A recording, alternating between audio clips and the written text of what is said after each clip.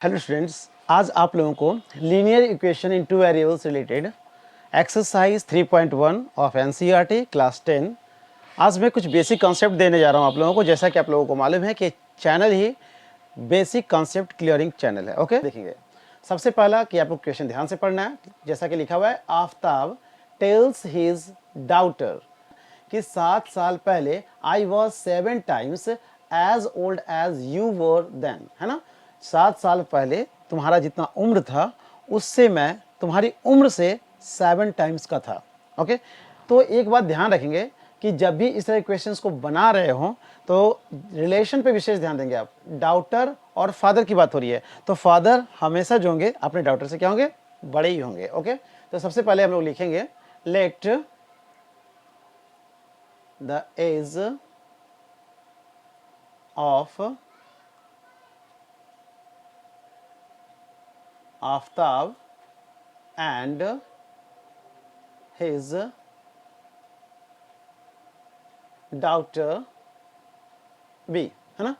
हम लोग क्या कर रहे हैं कि आफ्ताब और उसकी बेटी की, दैट मीन्स क्या कर रहे हैं, एज ले रहे हैं। तो हम लोग मान रहे हैं एक्स एंड वाई।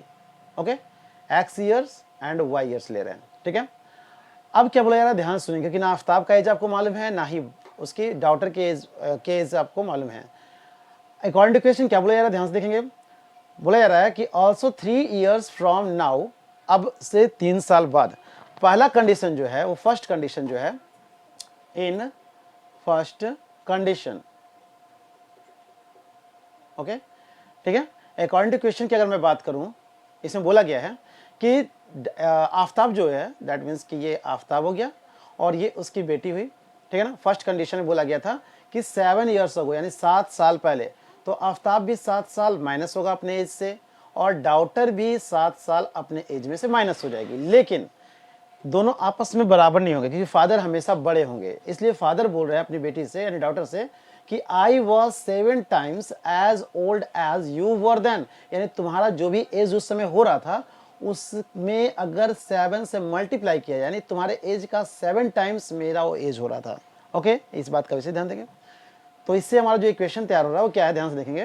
तो लिख सकते हैं इसे x minus 7 is equal to 7y, क्योंकि 7 से आपने y को इंटू किया, अब 7 से इंटू करेंगे 7 को, तो 7 से 49। ओके, अब ध्यान देंगे आप, वेरिएबल को आप एक साथ पुट करें और नंबर को एक साथ। ओके, तो आप लिख सकते हैं इसे x minus 7y is equal to, आपके पास -49 है और ये -7 जो है राइट साइड आ रहा, तो क्या हो जाएगा +7, इसलिए आपके पास होगा x minus 7y is equal to 49 में से 7 लेस करेंगे तो आपके पास हो जाएगा 42 माइनस में। ये आपका इक्वेशन नंबर 1 तैयार हो गया। ओके, ये तो हुआ फर्स्ट कंडीशन के अकॉर्डिंग। अब सेकंड कंडीशन को ध्यान से समझने का प्रयास करेंगे। फर्स्ट कंडीशन के अकॉर्डिंग हमारा जो इक्वेशन आया है वो आया है x माइनस 7y, लिख देता हूं मैं, x minus 7y is equal to -42। ये हमारा इक्वेशन नंबर 1 आया। अब जो हमारा सेकंड कंडीशन है, in second condition, second condition में बोला गया है 3 ईयर्स फ्रॉम नाउ, यानी अब से 3 साल बाद।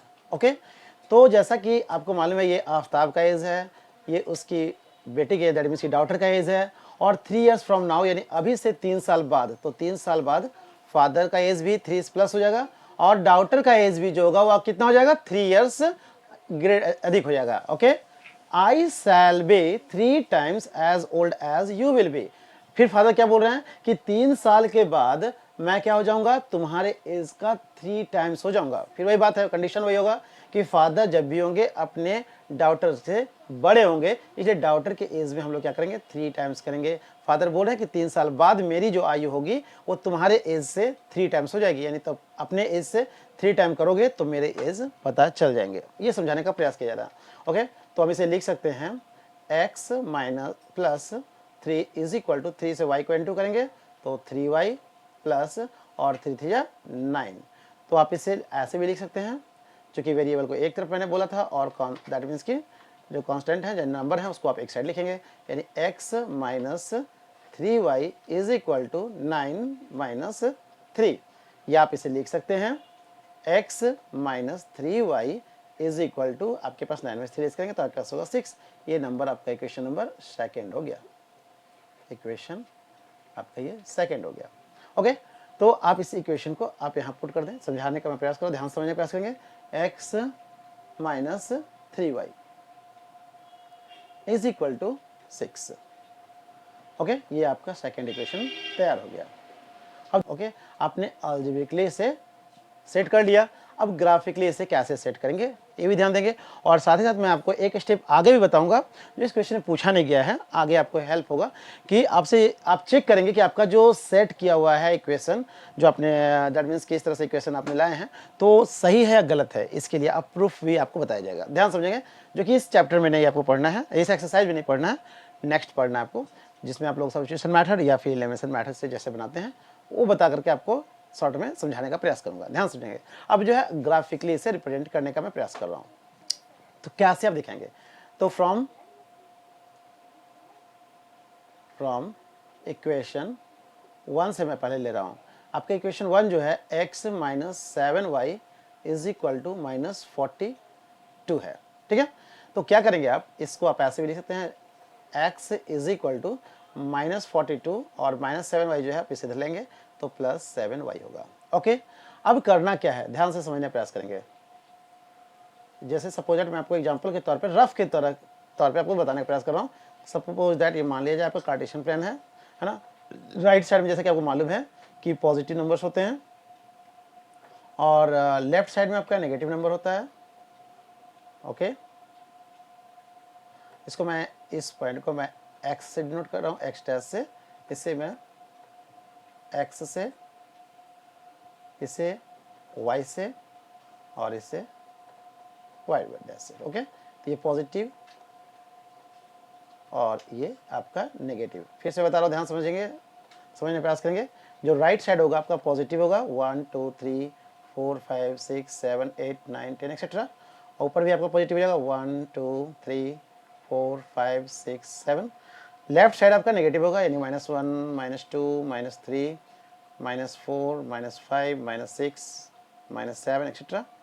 और डाउन साइड भी आपका माइनस में ही होगा, यानी -1 -2 -3 -4 -5 -6 -7 -8 -9 एक्सेट्रा।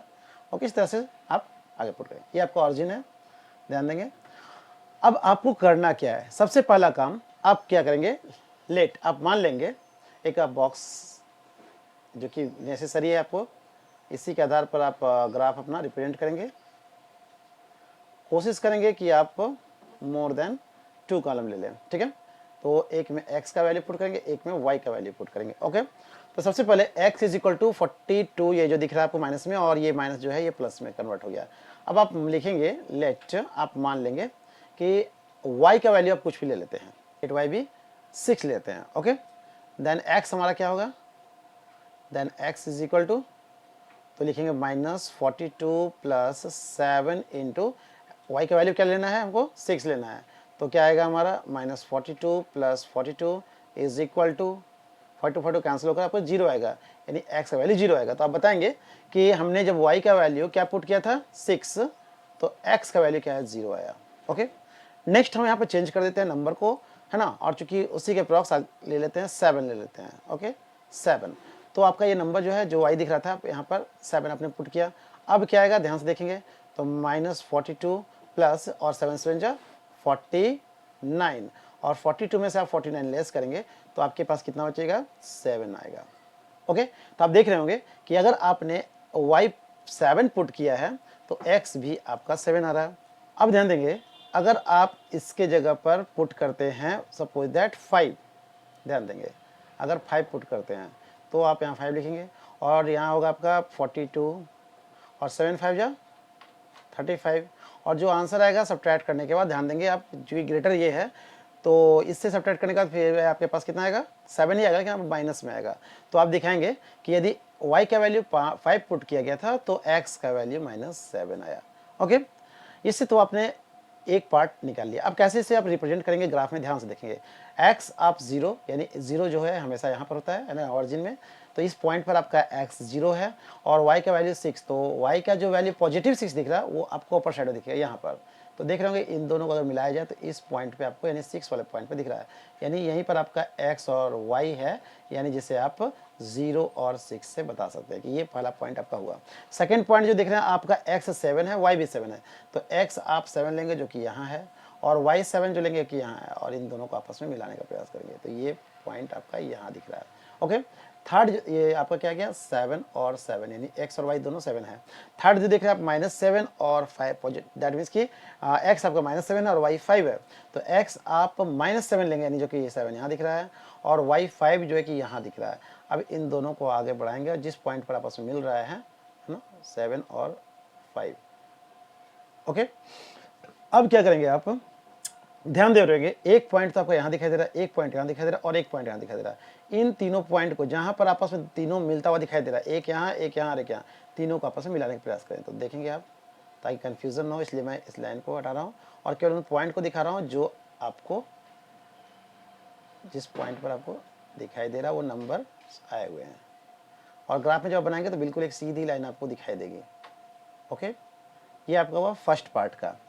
अब मैं आपको सेकंड पार्ट यानी इससे रिलेटेड बता रहा हूँ, यानी सेकंड पार्ट से आप देख रहे होंगे यहाँ पर। तो अब सेकंड फ्रॉम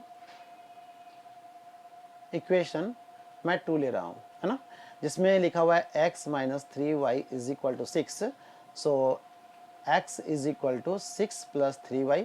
अब वही काम करेंगे आप, है ना, लेट y भी, अगर आप y लेते हैं, सपोज दैट नंबर मैंने कहा था कि छोटा आना चाहिए 10 से कम, तो नेगेटिव नंबर मैं लेने का प्रयास करूंगा ताकि नंबर हमारा छोटा आएंगे।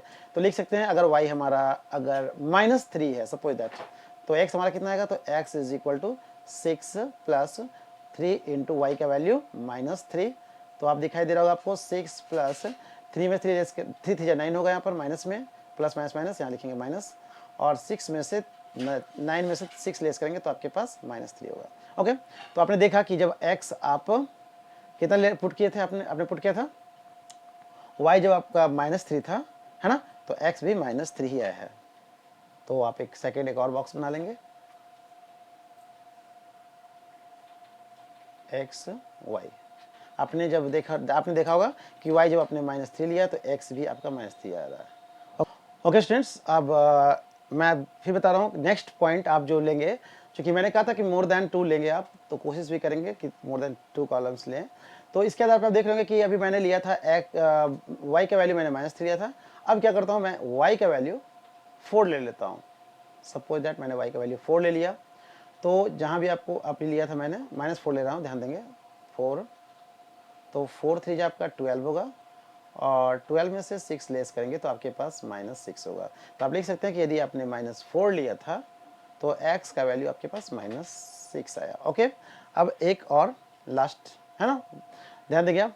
अब मैं क्या कर रहा हूँ कि x का वैल्यू सपोज दैट 0 ले लेता हूँ। ओके, तो सॉरी y का वैल्यू मैं 0 ले लेता हूँ, तो मैं लिख रहा हूँ यहाँ पर कि y का वैल्यू जो माइनस ले रहा था मैं 0 लेता हूँ। ओके, तो यहाँ पर भी 0 लिखेंगे, है ना, जहाँ जहाँ y का वैल्यू था मैंने 0 लिख दिया और 3 0 0 और 6 होगा। यानी आप दिखाएंगे कि आपने जब y का वैल्यू 0 पुट किया, ये y है, y का वैल्यू 0 पुट किया है तो x का वैल्यू भी सपोज दैट क्या है, x का वैल्यू क्या आया था 6 आया है। ओके, अब आप इसे दिखाएंगे, सेकेंड वाले बॉक्स इसे दिखाएंगे आप, तो x जब आपका -3 है, ध्यान देंगे आपका x कहाँ है -3 यानी इस पॉइंट पर है, तो y भी आपका -3 आया है और -3 आपको इस जगह पे दिखाई दे रहा है, इस पॉइंट पे। तो दोनों को आपस में, है ना, आई की ओर प्रोड्यूस करेंगे और देखेंगे, है ना, एक्सटेंड करने के बाद इस पॉइंट पे मिलता है जहाँ पर आपको -3 और -3 यानी x भी -3 और y भी -3 है।